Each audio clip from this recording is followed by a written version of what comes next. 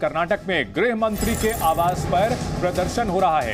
ABVP कार्यकर्ताओं पर लाठीचार्ज किया गया है।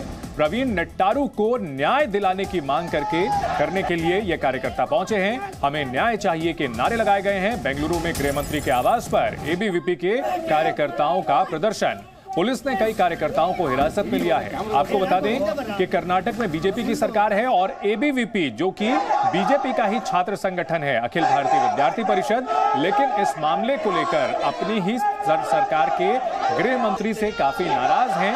छात्र नेता और कार्यकर्ता वो गृह मंत्री के आवास पर पहुंचे, प्रदर्शन किया, नारेबाजी की, हमें न्याय चाहिए के नारे लगाए और इस दौरान पुलिस ने उन पर लाठीचार्ज भी किया है। अर्गा ज्ञानेंद्र, जो कि लगातार निशाने पर हैं,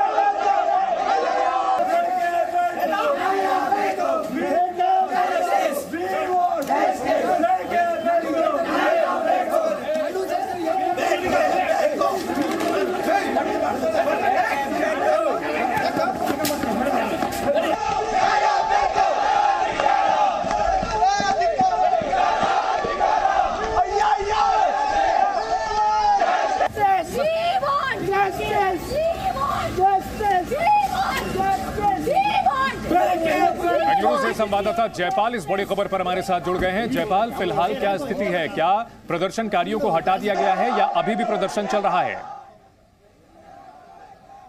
जी देखिए, अखिल भारतीय विद्यार्थी परिषद के ये सभी छात्र थे और जैसा कि हम जानते हैं कि जिस तरह से नवीन की हत्या हुई और उसके बाद जब उसके अंतिम संस्कार में नवीन कुमार कतिल, जो कि प्रदेश भाजपा के अध्यक्ष हैं, वो पहुंचे थे, उस वक्त भी लोगों का गुस्सा जो है सामने में नजर आया था। कुछ ऐसी ही स्थिति, हालांकि उतनी ज्यादा नहीं थी, लेकिन मुख्यमंत्री जब पहुंचे थे तो भी विरोध के स्वर उठे थे।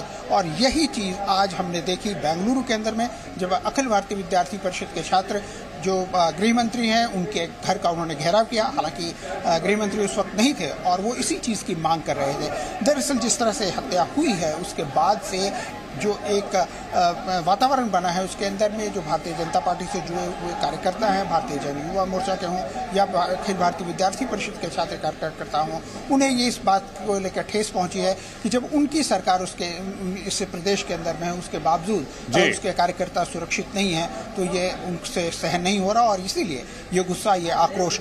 छात्र जो है गृह मंत्री के घर पर पहुंचे, उसका घेराव किया। उस वक्त गृह मंत्री नहीं थे, पुलिस बल वहां पहुंचा, उनसे पहले उन्होंने वहां से हटाने की कोशिश की, नहीं होने पे लाठीचार्ज भी की गई और उसके बाद छात्रों को वहां से हटा दिया गया है। लेकिन मेरे को लगता है कि अखिल भारतीय विद्यार्थी परिषद के ये छात्र अपना संदेश देने में कामयाब रहे हैं। जी जयपाल, इस मामले में सरकार की ओर से क्या कदम उठाए गए हैं? आरोपियों की गिरफ्तारी हुई है, 2 आरोपियों की। इस मामले में और क्या कार्रवाई की गई है? जी देखिए, अभी जो प्रवीण के मामले की बात करें तो लगातार जांच चल रही है। एक तरह से पुलिस के पास इस बात की क्लैरिटी हो गई है कि इस पूरे हत्याकांड के अंदर में कितने लोग शामिल थे। पुलिस के मुताबिक इस पूरे हत्याकांड के अंदर में अब तक 6 लोगों की शिनाख्त हुई है, जिनमें 2 को अरेस्ट कर लिया गया है। बल्कि इसके अलावा जो 4 लोग और शामिल थे उन चारों की शिनाख्त कर ली गई है, लेकिन फिलहाल वो पुलिस की गिरफ्त से बाहर हैं और उनको गिरफ्तार करने के लिए लगातार कोशिशें जारी हैं। और उनकी गिरफ्तारी जैसे होगी उसके बाद ही इस पूरे हत्याकांड का उनके पूरी परत दर परत खुल के सामने में आएगी कि दरअसल हत्या के पीछे कारण क्या थे और क्यों उसकी हत्या की गई, और क्या सिर्फ 6 आदमियों की संलिप्तता थी या इससे अधिक लोग भी इसके अंदर में शामिल थे, और क्या इसके पीछे कोई संगठन था जिसके द्वारा ये हत्या करवाई गई। बिल्कुल प्रवीण, की 2 हत्या में शामिल 2 लोगों को गिरफ्तार कर लिया गया है, लेकिन इस बीच बीजेपी की छात्र इकाई अखिल भारतीय विद्यार्थी परिषद के कार्यकर्ता कर्नाटक में गृह मंत्री के घर पहुंचे और प्रदर्शन किया है, नारेबाजी की है, प्रवीण को इंसाफ की मांग की है। प्रवीण जिनकी हत्या कुल्हाड़ी से काट करके तब कर दी गई थी जब वो अपने घर लौट रहे थे दुकान बंद करके। इस मामले में 2 आरोपियों को गिरफ्तार कर लिया गया है, बाकी 4 की भी शिनाख्त कर ली गई है, अभी जानकारी मिली है।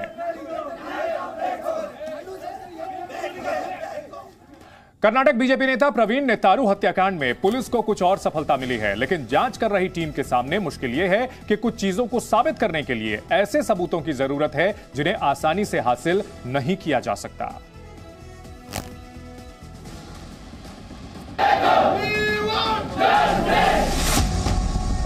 अब कर्नाटक में चलेगा यूपी मॉडल।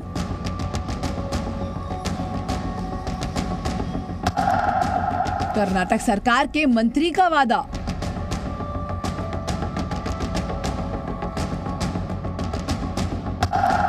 अपराधियों को मार गिराने का टाइम आया।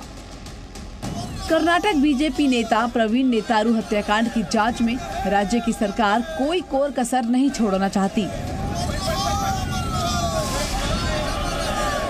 राज्य के मंत्री अश्वत्थ नारायण ने कहा है कि वो यूपी से 5 कदम आगे जाएंगे।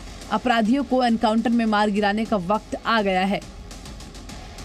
ये बयान इसलिए भी दिलचस्प है क्योंकि इससे ठीक पहले कर्नाटक के सीएम बसवराज बोम्मई भी यूपी मॉडल का जिक्र कर चुके हैं।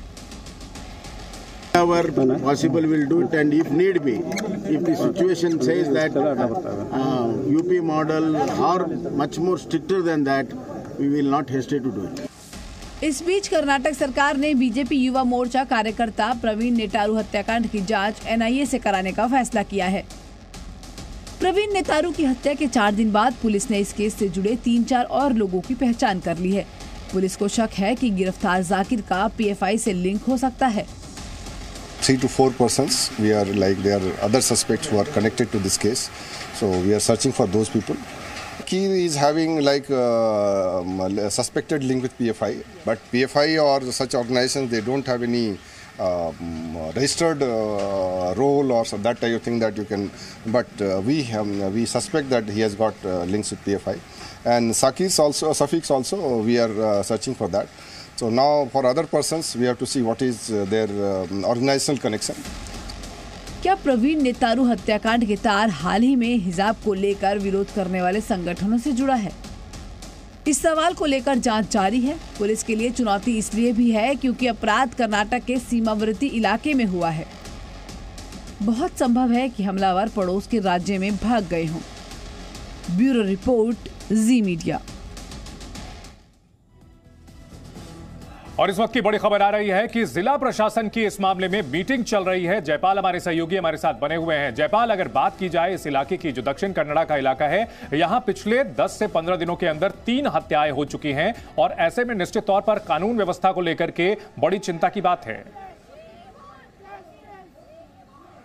जी बिल्कुल, देखिए इसी चीज़ को ध्यान में रखते हुए जिला प्रशासन ने आज यहाँ पर एक पीस मीटिंग का आयोजन किया है, जिसके अंदर में सभी संप्रदाय के लोगों के जो कि पीस कमेटी के मेंबर हैं उनको बुलाया गया, उनके साथ चर्चा की जा रही है।